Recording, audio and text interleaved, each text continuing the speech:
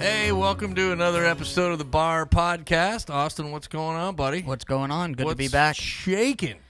Not much. Pretty still right now. Pretty still right now. Well, welcome to our guest, Lochie. What's shaking, buddy? Isn't this great? You get all fucking serious, like right out of the gate. It is. It's all, I love being serious. Oh, man, we love it. Well, we love you here, man. So welcome to another episode of the Bar Podcast, otherwise known as The Bar. So we are excited to have you in today, Lochie Hughes. Yeah, thanks for having me. I want to say straight out of Compton, but you're straight out of Australia. Yeah, very different to Compton. Little different environment, right? It is very different. Yeah, man. Well, we appreciate you coming on and hanging out with us, buddy. We are always looking for, I think, interesting stories and guests and so on and so forth. And I've had the chance. I don't know what you're doing with me then. Oh, come on, dude. Yeah, you got some great stuff, man. But yeah, for everybody out there listening in, man, we appreciate you tuning in anyways. You can find us out on our YouTube channel at Building a Refuge and all of our streaming services. See, we're pretty big time now. You are. Even though I heard this is going to take over Joe Rogan's podcast. I hope the fuck it does. We're getting there day by day. If Joe Rogan can hear this and you can even slide me some money, we are a 501c3, Joe, so if you want to donate, you can write it off, although I don't think you need to write off, but yeah, it'd be pretty badass, right? That would be pretty cool. Yeah, no, man, we appreciate it. But we're a men's mental health organization located here in Indianapolis, Indiana, and we just talk about real life shit, dude. Yeah, man. Yeah, that's awesome. It's fun stuff, and but you can find us out on all the streaming services: Spotify, Amazon, Apple, all that good shit. So, Lochie, what's going on, buddy? Oh, just excited to be here. Yeah, loving life. Getting ready Indianapolis. For yeah, buddy, it's coming up, man. We're not far away. Survived a tornado a couple of days ago, so that was pretty. Do you have crazy. tornadoes in Australia? No, not that I've ever experienced anyway. No. So I can tell you what, I was shitting bricks on right over the top of your place. Yeah, or Wednesday, whenever it was. Yeah, I know, it was crazy, and I just got back from Nashville. I was a little bit hungover and fell asleep at like 5 p.m. Woke up to sirens going off, and Were you I was what the fuck is this? Yeah, I was freaking out. But then like people were texting me, and I was just like, oh man, like after like waking up to that was nuts. Yeah, you're probably like, what is this, man? Welcome to Indiana. Exactly. People were telling me to like get in a bunker. I was like, oh man, like what's a bunker? Yeah. Yeah. I was like kind of wanted to watch it go by, but at the same time I didn't know how crazy it was, because I thought it was going to be like the movie Twister, like with a flying cow going around. Yeah. It was pretty wild, man. I mean, for downtown Carmel, anyways. Oh yeah. Yeah. So, Lochie, tell us a little bit, I guess, about yourself. My dad mentioned from Australia, so give us a little bit about kind of growing up there and how you got, into racing. Yeah. So from Gold Coast, Australia. Very different to Indianapolis, Indiana, sure. But so I mean, I've lived there my whole life. Started racing go-karts there by accident, really. By accident? Obviously, that's what brought me here, is racing. Otherwise, I don't think I would have ended up in Indiana, surprisingly. But yeah, we actually went on holiday in Thailand. Okay. I think we went there for Christmas and I think it was 2009 or 10 or something, and we went to one of like the local like go-kart tracks that are there, just like one of the rental fun tracks, something to do. And obviously, like over there in Asia, like there's no rules. Like you can, you can do like whatever you want. Really. Yeah. So everybody likes Asia. Yeah. So we went there and jumped in one of the carts and we're all burling around and. I just loved it. I didn't love anything in particular. I think I liked just being in control and just driving something. And then, went back to Australia and just hounded my parents to let me let me drive. Yeah, exactly. Yeah. Let me drive something. So how long did it take you to get them to like actually not long. No? Not long. So I think I was pretty on at them. And convinced them to take me to like the local indoor track back home. And like I think Mum would take me there every Tuesday arvo or something. Oh, nice. So went there and met a guy there who was actually in racing, and he's like, you know what, you're pretty good. You should. And I was just driving around in like the kids go kart, which is like slower and overtaking all the adults. Were they gas or they're electric? all going gas, yeah. And they're all going like, what the fuck? Who's this guy? Like, and I'm just some like 9-year-old like little helmet, just whipping ass. Yeah. Good. And then, so some guy there who raced supercars in Australia said, you're really good, you should get into it. I was like, we got no clue.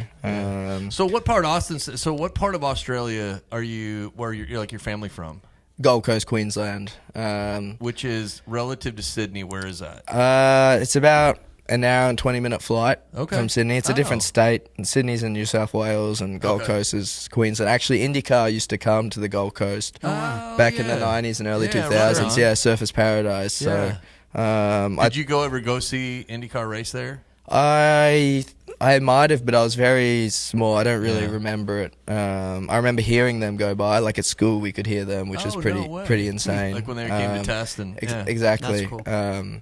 But yeah, it's all the mechanics and all the people from IndyCar that I talked to who were around when they used to go to Surfers Paradise. All they talk about is how good it was, and stories and parties and all that sort of stuff. So God knows that IndyCar. I mean, we have some audience members here that I think one of our guys, Mark, man, he's been to how many races, Mark? 50 this year. 50. That's a lot. Right? That's a lot. I'd like to have seen Mark back in the 70s at the Indy 500. At the Indy 500 in the snake pit. I feel he'd have long hair and flip flops and like jean shorts and just ripping Budweisers. Yeah. That's the way to do it. That's right. No, man, that's pretty cool. So kart racing. How old were you around that? Like. Yeah, I was about 9 years old when I did my first race. So actually won my first race, which was pretty cool. Yeah. That was probably pretty exciting. Yeah, no, it was. It was the worst thing my parents ever did was get me into racing. So obviously, people that know the industry know how expensive it is. So it's it's a very tough. Yeah, we'll talk. I want to talk a little bit about that here in a bit, man. But to get to know you a little better, so siblings, brothers, sisters, brother, younger brother. Okay, how much younger? What's he? He's 2.5 years younger. All right. Yeah. What's he up to? He's at uni back home. Okay. So what is uni? We don't college. Okay. Right on, so there you go. so he's studying and trying to do something. For our listeners, man, they get to learn a little bit more about your homeland, which is cool. Yes, you know what I mean? Because we probably say a bunch of stupid words here in the United States. A lot of stupid words. A lot of stupid words. And we're kind of held by some, standards that, we can't say things, but here you can. That's the beautiful part about podcasts. You can do whatever the hell you want to do on them. Exactly. I guess there's really no limits. I don't know. Yeah, no. I like it that way. I mean, growing up in Australia was a bit more like that.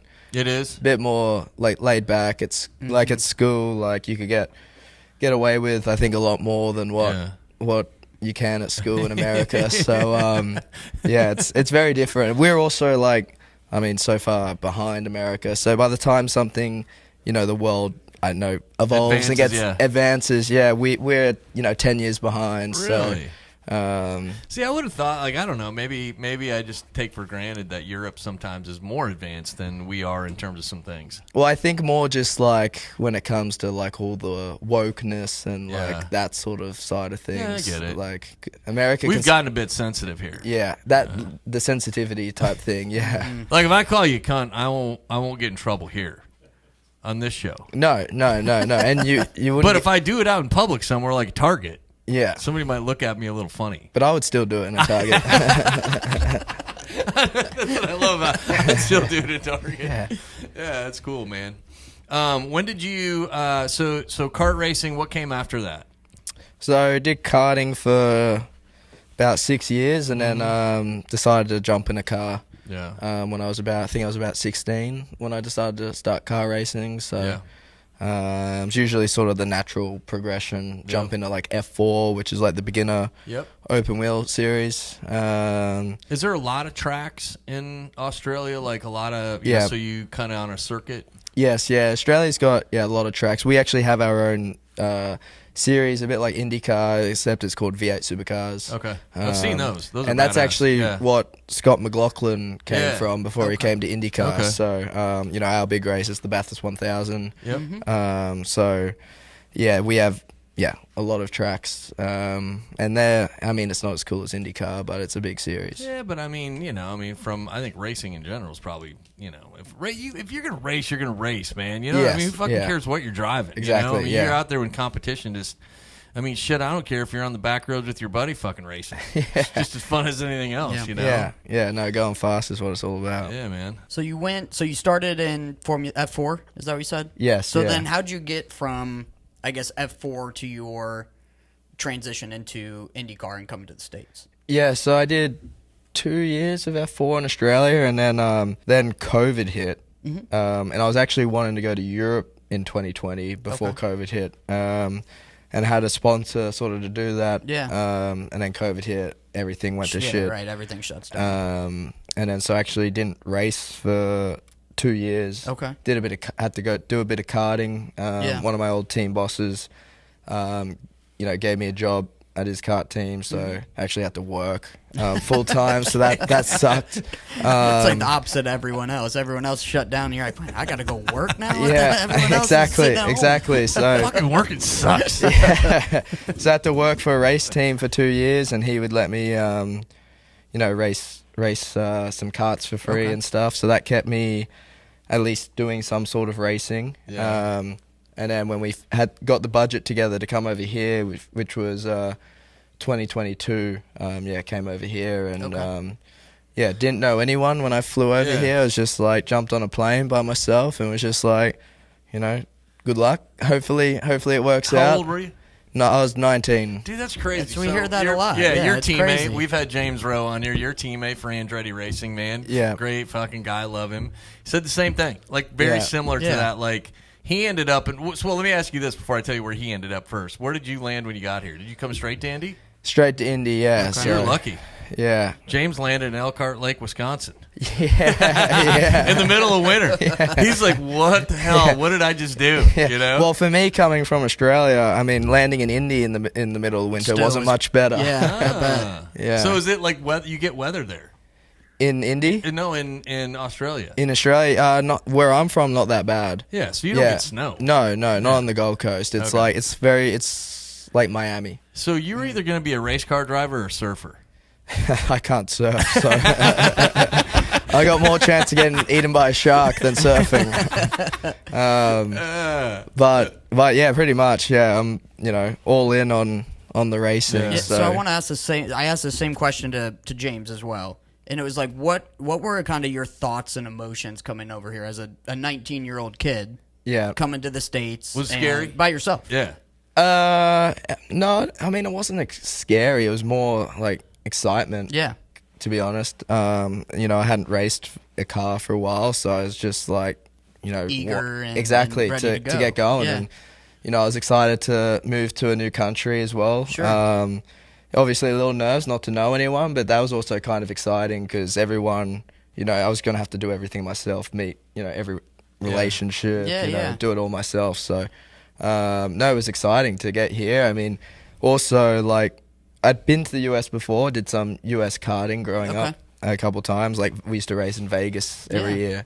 But, I think Hollywood is American, right? So you grow up watching American TV shows, American movies, and it's kind of like exciting. Like I was 19 coming over here, big fan of American Pie growing up, so I was hoping to go to some mom.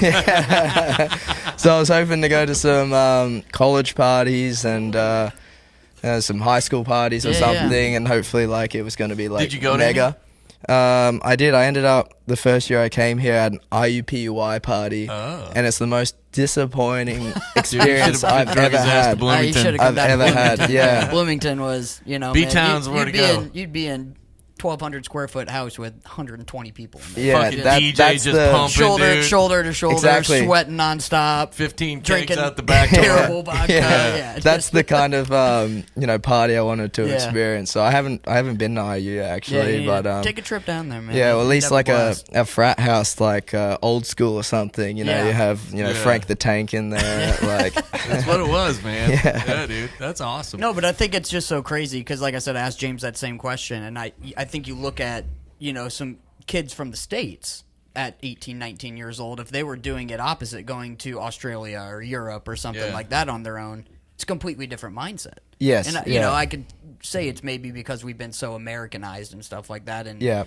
kind of been, you know, told or taught to fear change and stuff like that. So I think it's cool to see, you know, you guys coming over here so young, just with eager like that. Like, oh, man, this is awesome opportunity for us. Yeah, and I think when you grow up in racing, you actually grow up quite quick. Because, you know, from the age of, 12, I was, traveling around with, say, just me and a mechanic, no family, getting on flights by myself at a young age. So how were your parents? I mean, were they good with that? I mean, Yeah, obviously met the teams. Yeah, so, I mean, it's not like they just send you out there. No, but they've always been fine with it. I think they've known how much I've always wanted to do it. Yeah. So it's like, I guess it's like, what can you do at that point? Yeah. And, obviously, they're working and they, busy with their own stuff. So it's like, a lot of the time I'd just, travel with a mechanic somewhere. So, it's sort of the way it's always been. And also when you grow up in racing and you're around mechanics at a young age and, people in racing, they talk a bit of shit. So you kind of grow up quickly. Oh, yeah. I've worked construction my whole adult life, so I get it, man. You get these trends from these old heads that are in there, man. Exactly. And it kind of just rubs off on you. It does. So you learn a lot, though, too, right? Oh, I mean, yes, some stuff not so good, but So what did you like from your experiences of that, right, to where you're kind of at today? Like, what did you think your biggest takeaway was? Learning from mechanics, like the engineering side of it, or like how the car runs, or how an engine runs, or not so much that stuff. Because honestly, I've always been a little bit pretty useless with that stuff. Okay, I got you. Yeah, but more so just like life and just stupid shit, really, to be honest. Like basically, like everybody's gonna run into shit in life. Yeah, it's kind of what we talk a lot about here. And just seeing stuff. And that's cool, man. I think that's great to have like leaders and mentors like that will teach you that at a young age. Because I think one of the things, you mentioned this a little while ago, and this is just my own personal belief, not anything I want to put out publicly in terms of like, oh, this is what it is, but it's just my belief that, from a country perspective, we have gotten sensitive with shit. You know what I mean? And I think you learn things through hard knocks. But I also think if you got a good leader and mentor, they're going to tell you, man, you're going to fall down and fuck up sometimes. Yeah. It's okay. Yeah. It's not the end of the world, Yeah, exactly. You can learn from it, move on. And that's the other thing with racing as well. You have more bad days than good days. So mentally it's hard. Yeah. And there's also a lot of stuff out of your control. You can be perfect all weekend and, an engine could blow up or, someone crashes in you or, anything can happen. A little $5 part could break and ruin everything. So, it's sort of... I kind of equate that. I don't know what you think, Austin. I mean, my son is a big sports guy, and I love it because I learn a lot from him, even in the world of sports today and what's going on. But, I mean, I think one of the things that you hear a lot, like in sports, is, especially in football, is like a guy, quarterback or whatever, even Tom Brady or, we're big Green Bay Packer fans. So if you look at, Aaron Rodgers, Brett Favre, these guys, you got to have amnesia pretty quick. Yeah. Right? So if you're in a NFC championship game and you just throw an interception to lose the game, it's like I just need to forget about that. Exactly. And racing's the same way. I mean, you can think about something over and over and over again, like until you start going crazy. So it's and I think that's kind of like, just to tie it into what because like we talked a little bit about earlier, man. We love having guests like you come on, man, because it's like we love the variety of people that come on this show. I mean, we've had a lot, man, and thanks to LDR Studios, who powers this for us. We've been able to interview a lot of different people. But I think when you look at, just how people deal with mental challenges, I don't think, and I know even when we talk to James, I don't think the general public gets to see that. Like we were talking earlier, like, right, Fox picked up Indy Car Racing, both series, NXT and NTT, but they kind of stay in their lane, and that's what they have to do. So they don't get to see this kind of side of stuff, which is super cool, I think. I mean, thank God Indy Car's on Fox now, because that's amazing for our series and Indy Next. But I mean, it's a sport where, I mean, it's hard to sometimes for people to really understand it fully, because it's not something, everyone gets to do. Everyone can pick up a football and throw it and kind of understand what it feels like to be out there. Right. But a race car, it's a very different ballgame. Well, there's one side of it, right, of getting in the car and racing, right? Whether you're testing in a race, practicing, whatever that might look like. And then there's the off-the-track stuff that you got to do. Yeah. You know what I mean? And you mentioned this earlier. I heard you say, hey, I got up until a point I was in karting, and then, and then we had to build this budget. Talk a little bit about what that looks like. Well, I mean, just high level, right? Yeah. I mean, to go karting, that's the grassroots level of racing. So, to do it like in Europe, it can cost ridiculous money, up to $500,000 a year for a season. For karting. Wow. But you can do it cheaply as well. Yeah. But then you go to car racing, and at minimum, a season of, say, Formula 4 is $200,000. Yeah. So to try to raise that is extremely tough, and that's when I was saying earlier, it's the worst thing my parents ever did was get me into racing. Thanks a lot, Mom and Dad. No, I'm sure you tell. We always tell that on here when somebody says that, man. It's great they support you. Exactly. So in the world of racing, it's there's kind of three ways you can pay for it. There's family money. Yep. There's sponsorship. Yep. And then there's getting investors to come on board and come along the journey with you, and hope that if you make it, you pay them back. Yeah. So especially in open wheel racing, that's really the only way to sort of do it. Obviously, throughout seasons and stuff, there's prize money and teams can give you deals and all that sort of stuff. But I mean, it's just gone to a crazy level these days with the prices and everything. Yeah. So it's that's another frustrating bit. Is like you can be the best driver in the world, but I mean, if you can't afford to get the season going, you can't do it. How much of that lands on you? Like, how much of that lands on the driver? I'd say 70% of it. I mean, it's how bad do you really want it? Yeah. You got to go out, mingle with people. Try to get sponsors on board. Yep. But then obviously it's become so professional that everyone has managers and so that's awesome, man. So let's talk. You came here, what did you say, 2022? 2022, right? So then were you in USF those last 2 years then? I did. Is that right? F4 in 2022, won the championship. Then I did. Congratulations on that, buddy. Thank nice you. Job. Did USF 2000 in 23. Should have won the championship, led half of it, and then had a horrible end to the season, ended up third. And then last year, USF Pro 2000 won the championship. Yeah, that's awesome. So I just want the 2 years in the USF, how, when you went from, performing so well, you're like, man, we got a great shot at this championship. And then that second half of that year is, essentially demoralizing. You're like, damn, I blew it away. Yeah. How did you overcome that to then the following year win the championship? Like, what kind of mindset did you put within yourself? What did you make changes? I mean, even just mentally, as this, we kind of talk about mental health and stuff on here. What kind of did you do differently to get that mindset to come back and win it? Yeah, no, it was it was horrible. The end of 23. I mean, what kickstarted it all off was in a race. I went a bit too hard. It actually made contact, rolled a few times. So that was sort of the beginning of the end. And honestly, it was like disbelief at first. It was like a bad dream that you couldn't wake up from. Sure. And the worst bit about it was to move up to the next level to USF Pro 2000 costs more money. Yeah. And the way the USF stuff works is you get a scholarship if you win the championship. So say you win USF 2000, you get $300,000-$400,000 to help you move up to USF Pro 2000. Yeah. So we were kind of relying on that. Yeah. And with having the bad end of the year and throwing it away, threw away that. So it's kind of like, how are we going to move up to the next series now?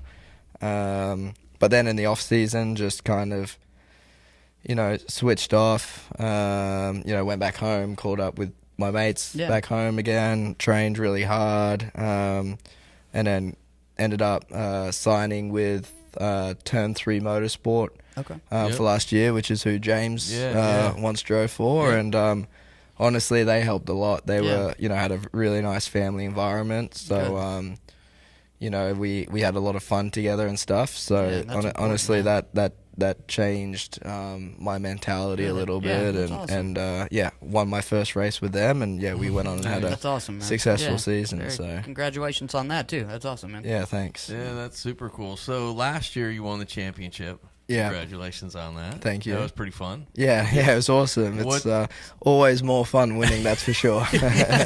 How long is that? Like, how long is that season last? Like, how many races did you have? Like 10 or so? No, we had about, I think maybe 6 or 7 rounds, but races, I want to say like 18 races or something throughout the season. Yeah. So, because we would race multiple times a weekend, so a lot of chances for stuff to go right and wrong. Oh, yeah, for sure, right? Yeah. And I mean, even so was there any time in the point in the seasons where you were, behind in points and then... Yeah, actually, one, St. Pete's always the first race of the year, came out the box and won the first race, finished second the second race, had a good championship lead. And then the next race we were going to was a triple header in NOLA. Okay. And we had pre-season testing there, and we were really quick. Yeah. So we were kind of all like really confident going into it. Yeah. This should be easy. Hopefully get 3 race wins here. And then we rocked up, and we've never sucked so hard before ever. So that was a tough one. I think we DNF'd 2 races and then finished 10th in the third one. It was like, what the fuck? Yeah, we went in there first in points and we came out like 7th, and we were way behind in the championship. And I don't think the whole time I'd been in the US I'd ever been lower than second in the championship the whole time I was here. That was horrible. Does that make you, like, when you go into the next races ahead, I mean, I kind of naturally think it does, right? But does that make you either a little bit more conservative, or does that make you say, fucking, I'm going after this harder? No, for sure it makes you, be a little bit more conservative because, you're leading the championship. It's like, I don't need to take, risk, this much risk, between finishing second or third. It's like, what's the point, with the risk of crashing? But, when you're actually back in the points, that's actually when you're more like, fuck it. What have I got to lose? Get after it. Yeah, exactly. Which can kind of work in a negative way as well, because sometimes you see people, back in the points, and then they have that mentality, and then they just keep going, crashing, and all that sort of stuff. So, I mean, everything in racing is risk versus reward. So then the tail end, like mid-season, tail end of that season, you guys, I mean, because I think that's when I actually met you, and we're going to have Tim come on here in a little bit and kind of share how we kind of all connected and so on and so forth. I met you and your buddy Joe from JMD, is that right? Yeah, J Howard Racing. Yeah, cool dude, man. I love him. He's a great guy. Yeah. But on the back half of that season, was that last year, was that kind of when, things started to, like, kind of, I don't want to say turn around, because you're always competitive in it. Yes, no, it's just after NOLA where we just like all were, everyone was on suicide watch, to be honest. After NOLA, it was bad. And then we went to Indy, was our next one, and that was a triple header. And between Indy, LOR, the Oval, and Road America, we finished on the podium every race. And we won all 3 races at Road America. We went from 7th to then 1st in the points with a big gap. Yeah. So that really, turned it around. After NOLA, I was like, all right, I stopped drinking. I did a couple half marathons and like was just really locked in, and we were all super focused on. Man. So I want to ask about that, because you just mentioned a little bit of something. You mentioned ago, you say, hey man, we're all on suicide watch. And I just want to tell people, because that's the shit that we talk about here that's real, right? Yeah. Building Refuge is a mental health, like men's mental health organization, right? We support it. And we also support suicide prevention. Yeah. I don't ever want to get anybody get like misinterpreted, because it is like, when you say that, it's the truth. It is. Because it's the entire team that's on the hook, right? Everybody's going, what the fuck, man? We got to figure this shit out. I bring it up because I am probably certain of it. Communication probably changed. Y'all probably started talking more. It's like, hey, how can we do this together? Yeah. And in the big picture of things, Lochie, it's like, that's what I stress to what I've learned in this organization in the past, like 5 years, 6 years that we've been doing this.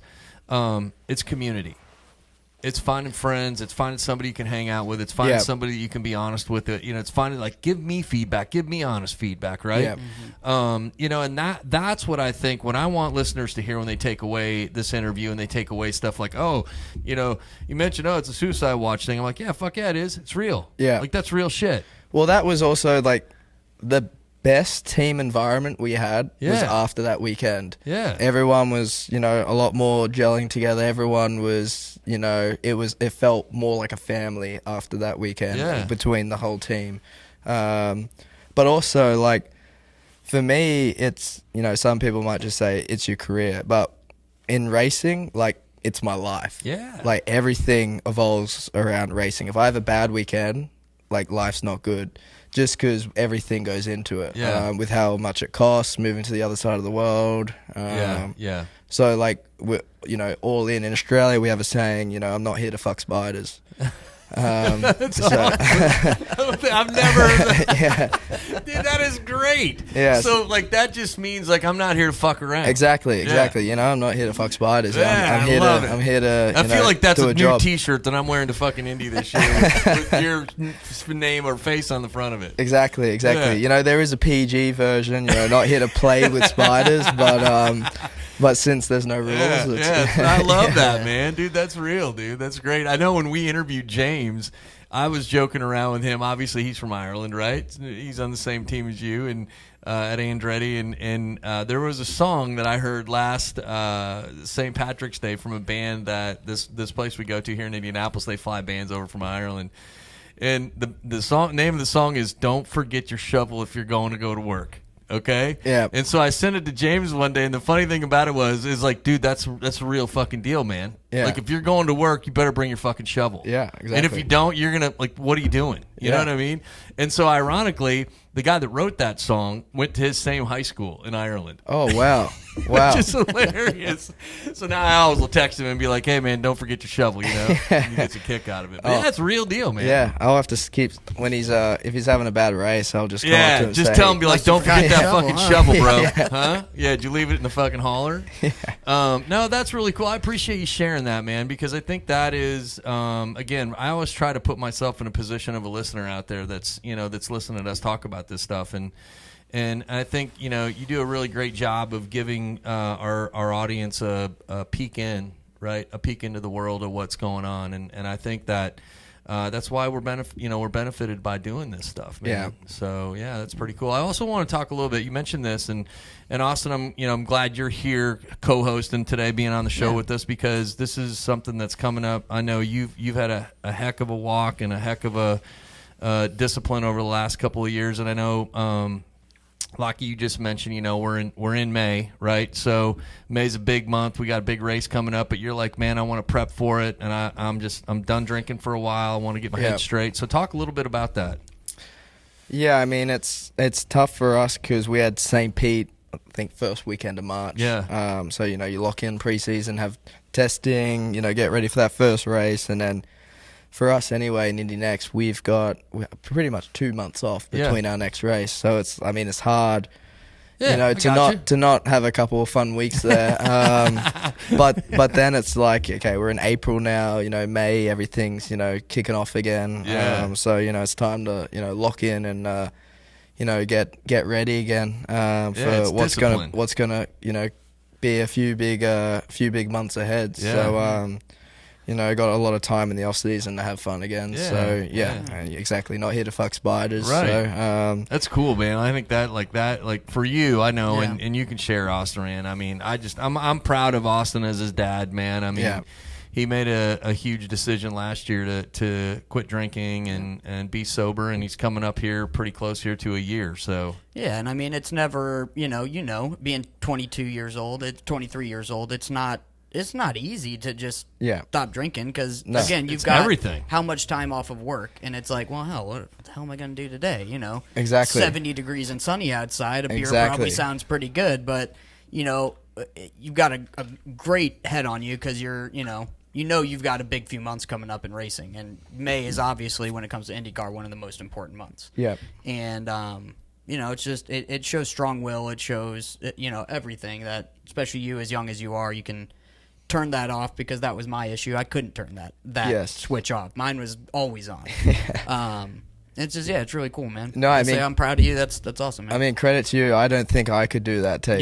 Go sober for a year. So that's pretty cool. Yeah, no, I appreciate that. I actually found it harder when I moved to Indy to not during when there's nothing, because when the weather's bad here, it's like.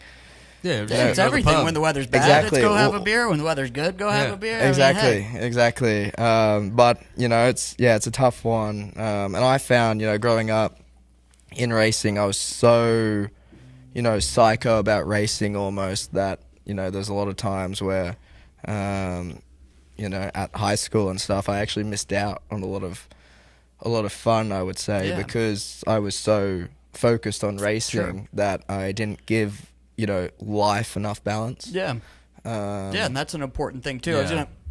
So like as you've kind of started cut back drinking and stuff like that during coming up to these races, do you see yourself focusing kind of more on, man, I'm focusing more on my workouts. You find yourself getting back into those things where it's kind of like if you stay down that rabbit hole of going out and partying, you lose all that, because then you don't want to get up the next morning and go to the gym at 6 a.m. Exactly. I still would. Sure, yeah, no, I mean, it's your job. We have to, but yeah, it just makes it a lot harder, and you just don't feel as good. So with racing being, actually not a lot of people know, but it's like bloody physical to drive these cars. The endurance of it is crazy, Exactly. I was watching Thermal, was that last weekend? Yeah. I mean, they're like, some of these dudes, they'll lose 10 pounds in this race today. Exactly. Just because of how hot it is and everything. We were out at Laguna last year, and of course they had one of those little kart tracks set up, right? And I was like, fuck it, let's go race, man. So we went over there and raced, dude. By the time I got out of there, man, my forearms, because I'm just gripping that wheel, which is probably not a good thing to do, but you're just gripping it so hard. You know what I mean? And you think you guys do this for 2 hours straight. Exactly. Sometimes 3, depending on whatever the race is. That's the biggest reason, to lock in again. Obviously even during this break, Monday to Friday, you're locked in, but you'd have, a little bit of fun on the weekend. Sure. So it's just, limiting that stuff out. But, it's hard because you got to have a good, life balance as well. You can't just be, depressed and waiting for every single race weekend to come up and not, hanging out with any friends. Yeah. So, what I found as well is just, a good balance, it's, that's good. It's healthy, man. Everything in racing, it's a very mental sport. So, if you're not, happy if you're up not there, sharp, if you're foggy at all, man, it's game over, I'm sure. So it's, Yeah, I mean, it goes back to discipline, man. And, like I said, I commend you guys both, as an old white guy, well, it doesn't really matter. Well, I'm white, black, whatever. But I'm an old white guy, you know what I mean? 55-year-old white guy, but... I mean, not it's that hard. old. You don't look a day over 54. Thank you, buddy. Thank you. I appreciate it. See that? Like, that's a nice compliment. I don't get that from our guys out here in the audience. You know what I mean? Mike, who's talking in our ear, he's like, "Dude, you look old on camera," just to tell you. But no, I mean, it's again, man, just thinking about people that listening into this, man. If you're doing anything in life and stopping drinking, stopping doing drugs, stopping anything like that, man, there's people around that can help. Find a good buddy, find a good friend, find somebody that'll hang out with you and will support you. You know what I mean? I think that's kind of the key to it. So I think on that note, that's a good transition to bring Tim in. Yeah, we're gonna bring Tim in. So while we do that, I gotta we'll pop Tim in here, but I got a question for you while we kind of switch up here. So you're kind of into '80s bands. I am. Anything rock. Huh? Anything rock. Yeah, you like Motley Crue. I do, and that's actually how this bloke coming on now. Him and I got along so well initially. So I am a bit of an old soul. So I love that. Dude. Yeah. Well, I remember we were talking, and we got to get you to a good concert, a good rock. I know. concert. I have to. Yeah. Yeah. We were talking about. I think there's one in Wisconsin coming up this year. That's right, the Alpine Valley. Yeah, and I think Creed's there, and a whole heap of bands. So dude, it's pretty cool. I love that. Man. But it's I mean, I guess it's kind of how I grew up. My parents always my dad's a massive U2 fan, I'm a massive U2 fan, and just mum would just always watch 80s movies with me growing up, 80s music. Look, listen, man, I'm a fucking Mad Max nut, okay? Like, I've never missed a Mad Max movie. Mel Gibson guy. And the OG Mad Max movies, dude, are fucking awesome. Yeah, they are good. It's obviously Australian, so... it's badass, dude. Yeah. Is that so? Where that was filmed in Australia? Was that anywhere close to you guys? I don't actually know where it was filmed or anything. I know more about probably Crocodile Dundee than I do about Mad Max. So, I love him too. Yeah, those are great films. Yeah. Very underrated films. But in the '80s, it was a big deal. It was, and it was great for Australia. Put Australia on the map. So, I hear Motley Crue in the fucking head. How about that, right? Let's you know what kick the it best off, part man. is too? Is that's the opening for Indy Car and Indy NXT. It is. Yeah. Kickstart. Kickstart my heart, baby. Yeah. Well, man, if that doesn't get you jacked before the green flag, I don't know what will. Can the audience hear that playing as well? Probably we can feed it in. But so like when we were running late for school back in the day, like as a kid growing up, Mum was driving. She'd put on that music. God, and just I love you, Mom. Nice job. Run every yellow and red light she could. I can't wait to meet your parents when they come over, man. Yeah, they're well awesome. done, Mrs. Hughes. They're awesome. All right, Timmy, what is up, buddy? Timmy Pagliuso. Brandon, Liam, how we doing? I'm doing good, buddy. Timmy is going to be my future son-in-law. He is. I mean, he's I feel sorry for you. It's close enough to it already, but so yeah. Yeah. No, he's a good bloke. Oh man, he's great, dude. Top notch. We call him top shelf here in the States. Yeah, top shelf. Yeah. So top shelf's a pretty good deal. In Australia, we'd call him a good. You know the word. Yeah, good cunt. yeah, that's all right. He's a good bloke. Yeah, that's right, man. No, we appreciate it. We kind of had wanted to do this because I mean, Tim is has a past experience in racing himself, and we've had a lot of long talks and just about it. Yeah. And, I love it because man, I grew up around it here in Indy. I originally was from Wisconsin. Moved here in the early 80s and just kind of got adopted into IndyCar racing as a fan. Yeah. Okay, as a fan. I always say that because there's a hell of a lot of difference between being a fan and being in IndyCar. And I think that's what I've learned the most about living in this city.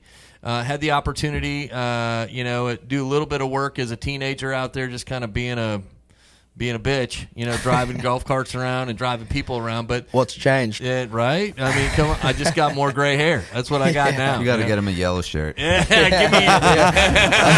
That'd be a great job. I'd be like, hey, whoa, slow down. I think you're too nice for a yellow shirt. Yeah. We should all go do a prank out there and dress up in yellow shirts. That would be funny. Cause mayhem. That would be funny. I just want when Lochie wins the fucking Indy 500 one day, man. I just want to be like, hey, step away from him, okay? Give me some space.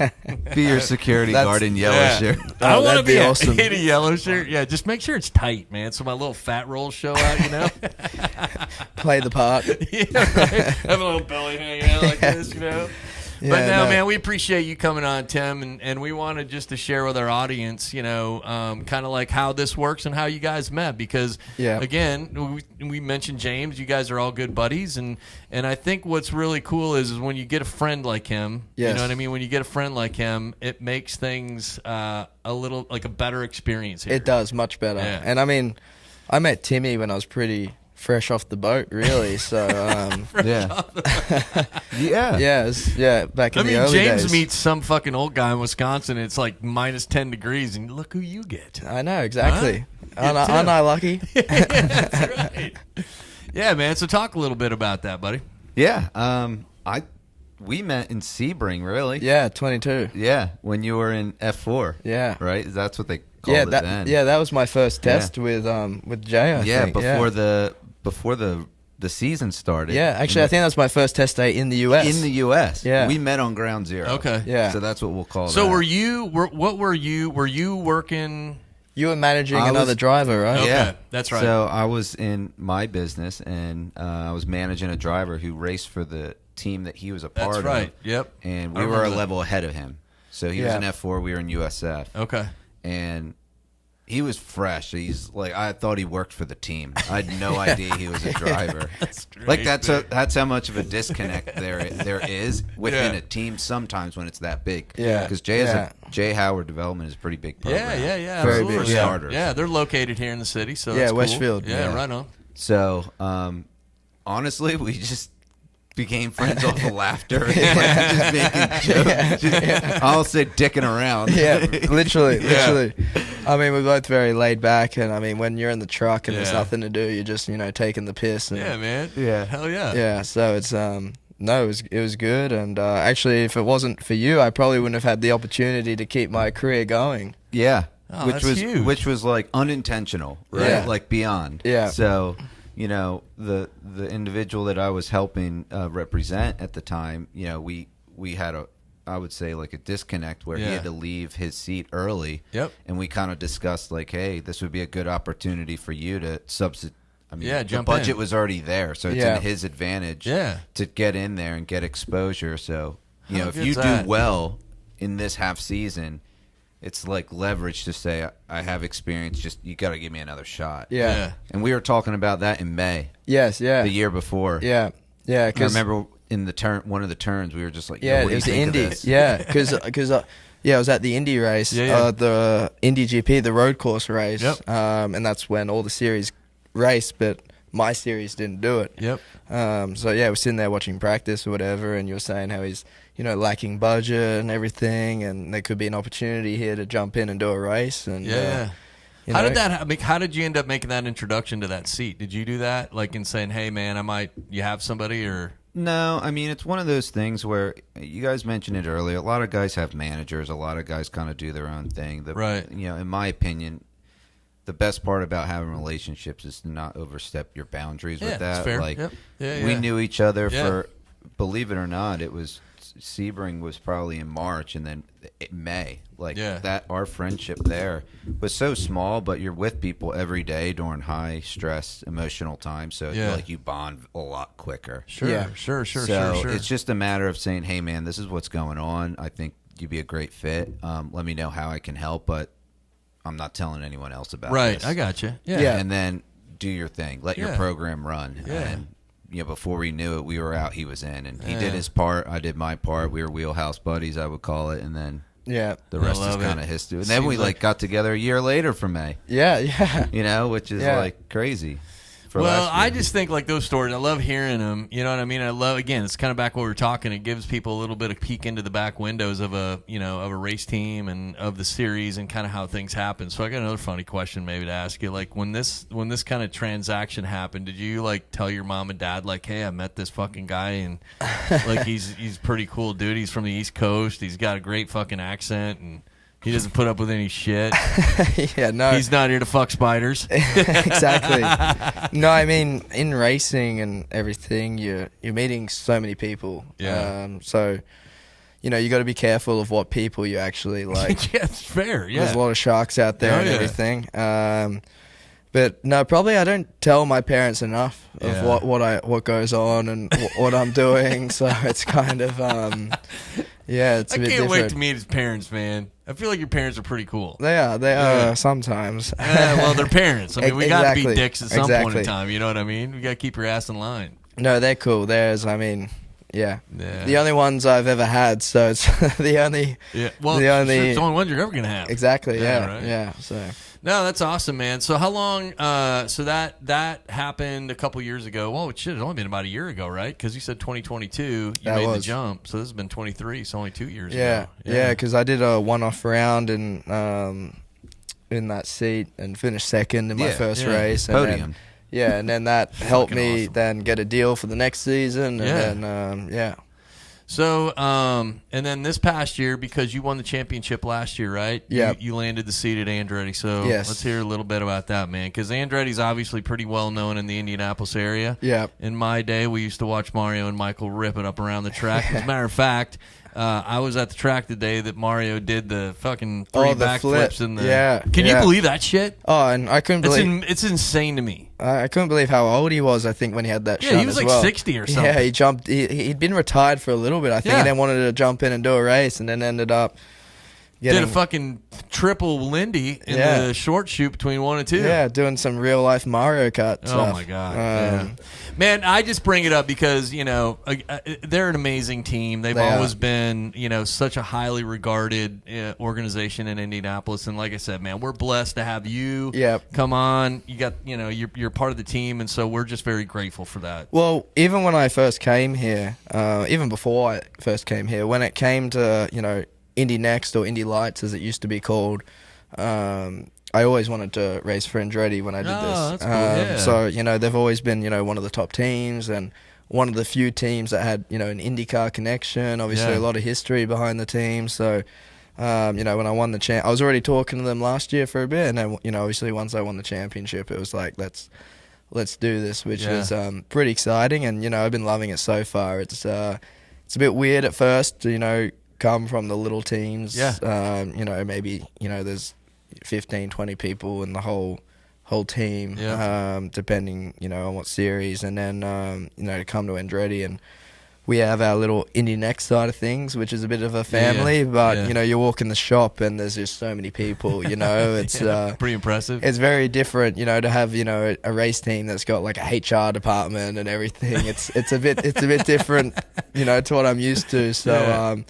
But no, it's cool. We get to feel a bit more like a superstar now.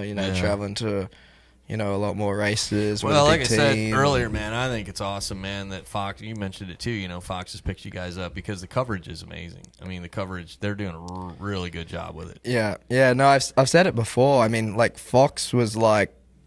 It's like Viagra for IndyCar, it's just made everything bigger and better. I feel like they need to hire me for a pit record, or a reporter. Or just do it. Yeah, just do it. Yeah, just stand out there with your phone. And I could do that. Why not, right? I don't know.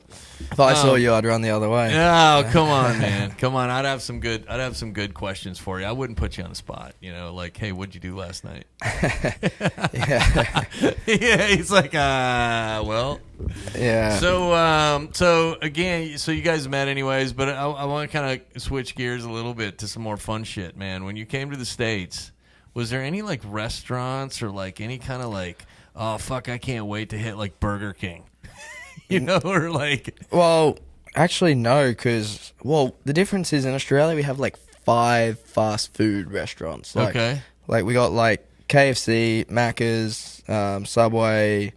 Hungry Jack's, which is essentially Burger King. Okay. And like a couple others. And Taco Bell? I think Taco Bell just came to Australia. So, but I've never had Taco Bell in Australia growing up ever. But then I get here and I'm like, there's bloody 30,000 different ones. It's like, what do you choose from? Like, right. And it's you got a favorite? Probably Chipotle or Chick-fil-A. All right, there you go. Everybody loves Chick-fil-A. Yeah, I got confused when I first came here because I kept, asking for a chicken burger because that's what they called in Australia, and everyone's like, "What? You mean a chicken sandwich?" Chicken. He's like, "What the fuck is a chicken burger?" Yeah. Can you imagine that pulling up to some restaurant like that, and some dude's like, I don't know what you're talking about. Yeah. What do you mean? What the fuck is that?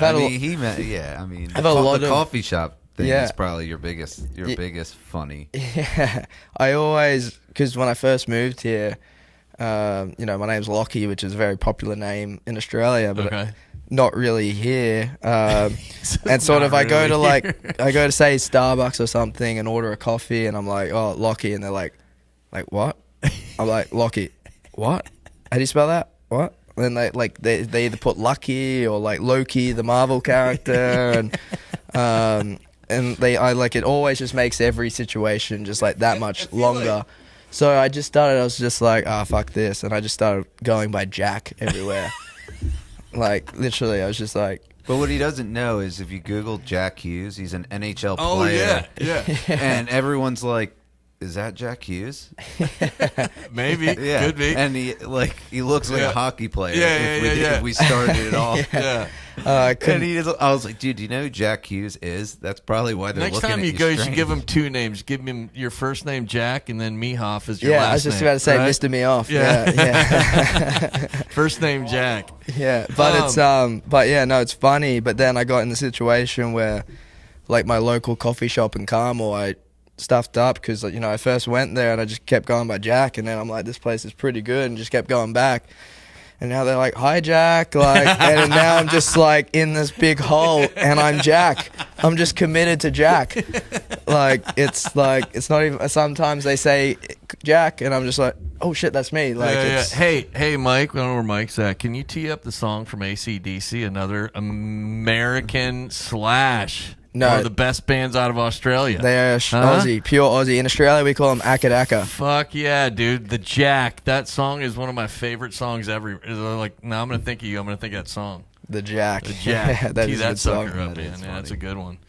So talk a little bit about too, man. Do you guys hang out a lot today? I mean, I know you do. It's kind of a stupid question, but yeah, I mean, I see some of the text messages you send him, and I get a laugh out of it. I mean, we live at the same apartment complex, so yeah. It's, oh yeah, you hear this? Turn that sucker up, man. We're gonna get Lochie all fucking fired up here. You know this, champ? Of course. Oh yeah. Listen to that voice. Mike even did my voice a little bit more like. I thought I noticed that. Yeah, like echoey. That was pretty badass. Very cool. See, this should be like the opening song, I think, to our podcast. You know? I tell you what. No, I know, because we'll get kicked off.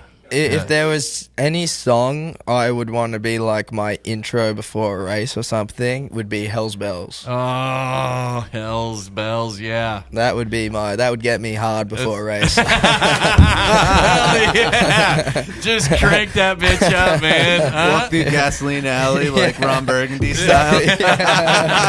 This one right here? Yeah. I love that, man. Isn't it funny, man, how songs just get you jacked up? I know, it's amazing, isn't it? It's amazing. You know, working out. Yeah. I can't work out without run without music. Yeah. Oh, totally. I'm in no man's land if I don't have it. Yeah, dude. This was one of my brothers, man. My brother is he's no longer with us, but man, this was one of his favorite albums, man. For those about to rock. Oh yeah. And I'll never forget it, man. We moved to Indiana from Wisconsin, a small ass town, and it was like 1980, I think 82 or 83, man. He's like, oh, I'm going to fucking see AC/DC tonight, you know. And I'm younger than him by 4 years, and I'm like, oh, okay, like cool, man, you know. And fucking never came home that night.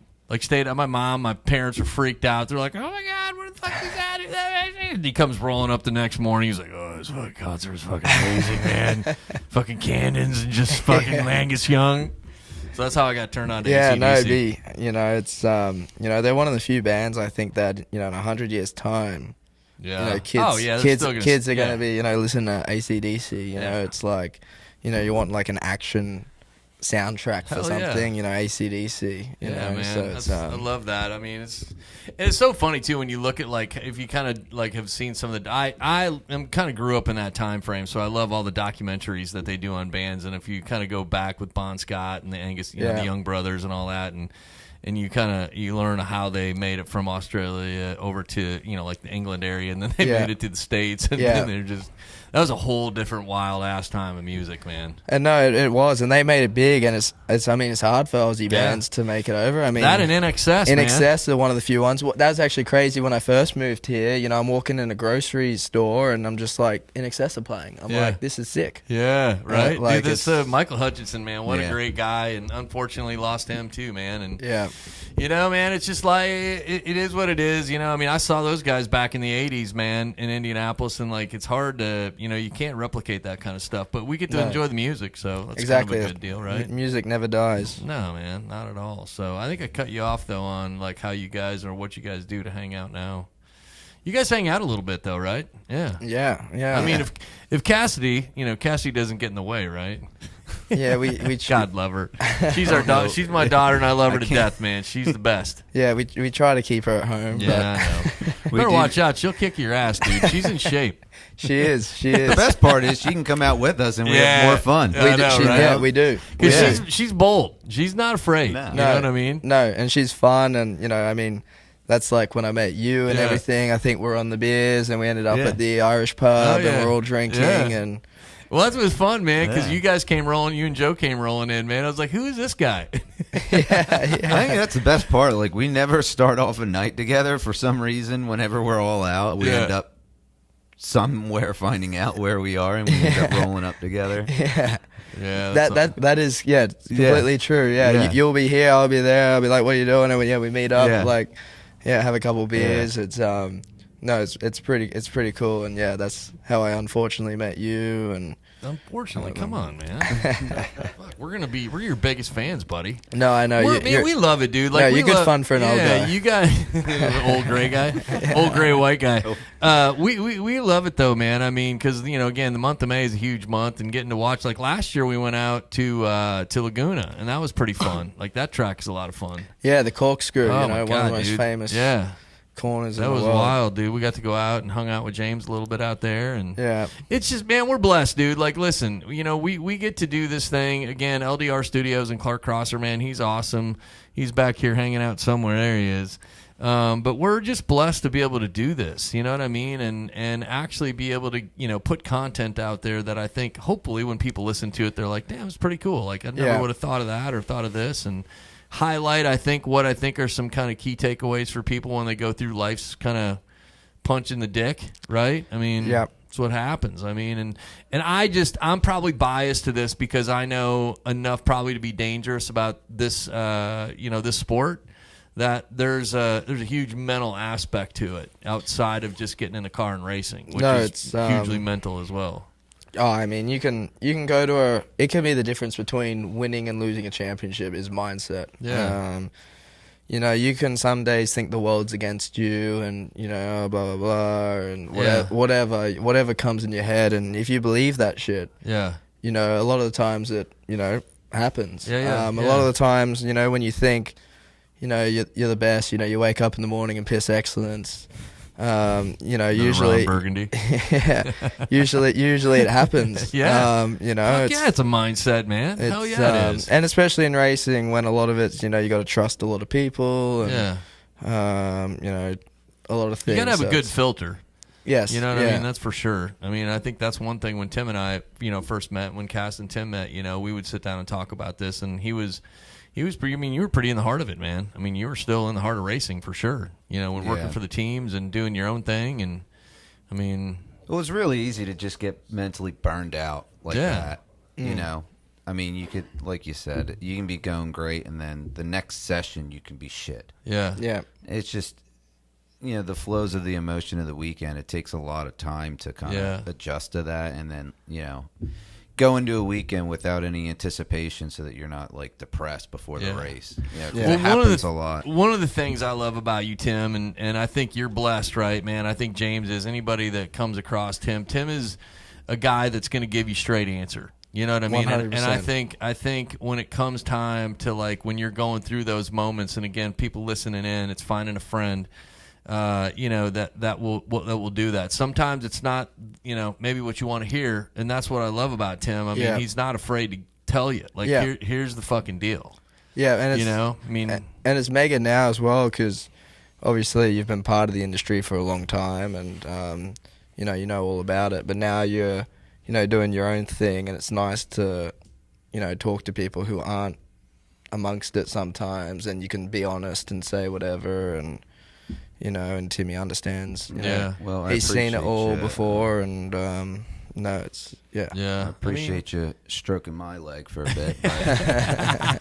No, it works both ways, man. I mean, just like you said. I mean, like you mentioned it earlier. I mean, everyone's a shark out there in that industry and in life. Yeah. So when you find someone you can just say, I'm feeling this way. What do you think? And you're on the same path. It just gives you some justification of your mindset. I think it's so important. And now, like, there's no skin in the game. I really don't give a shit about what's going on. I don't even have social media anymore. Yeah. I just get a text or I'll watch to support my buddies. But, I mean, well, it's important authentic, man. Just it's so important to just be like, hey, dude, we go out for drinks. We fucking barely talk about racing. That is the underlining thing there. It's like we don't want to go out and talk about, like, what just happened on the weekend. I think everyone saw it. Exactly. But I think fuck off and get moving. But I think here's the deal. But I think if you did have something on your mind that you're like, man, I need to run this by somebody I can trust that's outside. I mean, I think James has even said this too, man. Like, I know I can come to Tim and I can ask him that question. He's going to give me the truth. Oh, for sure. And, I mean, there's a lot of people, like, say, in the racing world that you're you know, as a driver involved with, like, say, your engineer or mechanics, or whatever, and a lot of them you wouldn't really want to, you know, say too much to. Yeah. Even though you love them and, you know, they're your family and part of your car, but it's still like you just don't know, you know, who they're gonna talk to. And yeah, that's right. You know, that's exactly right. It's a big sport, and obviously, you know, there's, you know, Chinese whispers and everything in racing, and, you know, having someone like Timmy is perfect. Yeah, no, that's Thanks, awesome, buddy. man. Appreciate that. Well, hey, before we wrap up, Lochie, I want to ask you just one more question. You know, coming from Australia, you know, again, we're an organization that focuses on, you know, mental wellness, mental strength, mental health, blah, blah, blah. Where do you, from your eyes, where do you think we sit in the States comparatively to what maybe you see in Australia as a focus in this area? Well, I grew up going to an all-boys school back home. Okay. So, you know, men's mental health and mental health in general was a big deal at our school. So, you know, it was something we spoke about a lot. We used to have, you know, groups to talk about stuff with, and I mean, it's you know, it's something very important. I think in the US it's probably not spoken about as much as it is back home. Yeah, there's still a stigma, man. I mean, for sure there is. Yeah, like back home it's very, you know, I guess with your mates it's a bit of a different environment than it is here at the moment. Do you feel like at home with your mates, like you're more open, like you can be, like you're more comfortable to talk about stuff like that? A little bit, because I think it's spoken about a bit more, you know.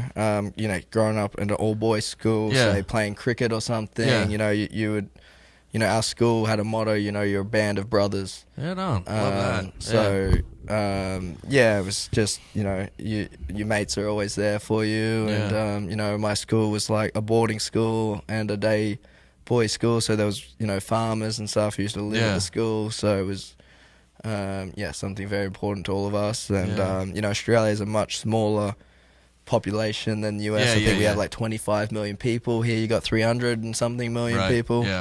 So it's kind of a different, you know, feeling here to it. You know, you see it marketed a lot more back home and stuff, and I don't know, I think it's something, you know, obviously we should talk about, because it's. I love it. I just try to get insight. You know what I mean? I mean, that's what we try to do here, man. And I think, you know, again, the audience benefits from hearing somebody from from outside the United States and get perspective of kind of what that looks like. So I appreciate that. But. Well, look, man, we appreciate you coming on, buddy. This is fun. I can't wait. Here in a few weeks, you're going to be running out at Indy on the GP, and you got a lot of races coming up. Barber's coming up. I wish you all the best this season, dude. You know, we'll follow you, and if I could get a Building a Refuge sticker somehow snuck on that car, I'd do it. But I don't want to get you in trouble. So. No, I appreciate that, and I mean, to all the people listening, if you want to tune in, all our races are on. Fox FS1, I think it is. So from you know, May onwards, we're racing like almost every weekend. And if somebody wants to check out more, they can go to Andretti.com, right? And look up your information and get, you know, kind of background on you. All the race schedules on there, everything like that. Or IndyNXT.com. Yeah, right on, man. Any sponsors you want to say shout out to? Yeah, McGinley Clinic. They've been pretty, you know, influential to helping my career, so helped me get over some injuries and everything. So they're based out of Wyoming, and they look after a lot of motocross riders and different athletes. Yeah, so, right on. Yeah, that's cool, man. Well, we appreciate you coming on, man. It's been fun. Tim, thanks for stepping in too, buddy. I always love having you on. Absolutely. Tim comes on as a guest co-host every now and then. We appreciate Austin Liam, my son, for coming on and helping out. Everybody at LDR Studios, you guys are rocking it. We wouldn't be able to do this without them, so we're hanging out at the LDR Studios in Noblesville, Indiana. So if you need anything from a podcast, a recording, all that good jazz, they can do it for you. But if you are struggling, that's the first important thing. Most important thing, if you are struggling, man, and you need help, find somebody, man. You know, you're not alone. We always kind of end the show like that, and you know, let everybody know, like, if you need help, there's resources out there. You can text 988, dial 988. You can text 494949. It's kind of a direct resource that we have here at Building a Refuge. But there's a lot of resources, man. If you want to go and check our webpage out, you can go to buildingarefuge.org. We have a resource page with all of our resources on it. But, man, I appreciate it, dude. I can't wait to watch you rip it up a little bit here in the coming months, man. Yeah, no, appreciate it. Thanks for having me on and talking. And, hopefully I can bring on. Hey, then when you win this thing, man, we're gonna have another podcast. We're gonna have a party podcast. That would be fun to have. Yes, okay. a few beers rolling. Yeah, buddy. Hell yeah, that's all good. Well, thanks a lot. We appreciate everybody listening in. Be good to somebody, and we'll look forward to the next one. No worries. Thanks. Peace. It is well within my soul. Jesus built me a refuge, someplace I can run to, a place we now call home. Jesus built us a refuge, and it gives us hope.